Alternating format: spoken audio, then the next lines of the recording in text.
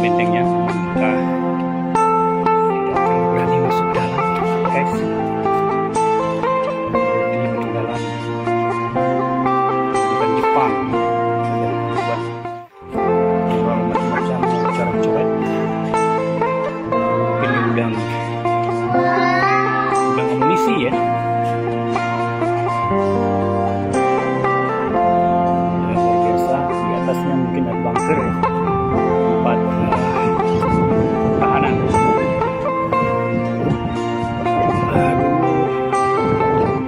Di atas ini kemudian satu lagi terdapat meriam yang hasilnya ujung dari meriam tersebut sudah potong dan hilang.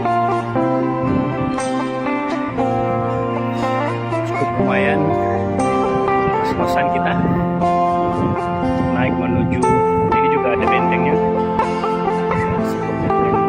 Ini luar biasa benteng pertahanannya. Di depan adalah merupakan garis terdepan, namun di sini dibuat seperti ini jika musuh dia bisa menembus pertahanan awal, artinya ada pertahanan lanjutan di belakangnya. Nah, ini kita tiba di benteng pusat pengawasan. Dulu di sini ada meriamnya, sempat kami lihat dulu di meriamnya, namun sekarang sudah hilang sama sekali tidak ada. Oh, ini sudah dipugar.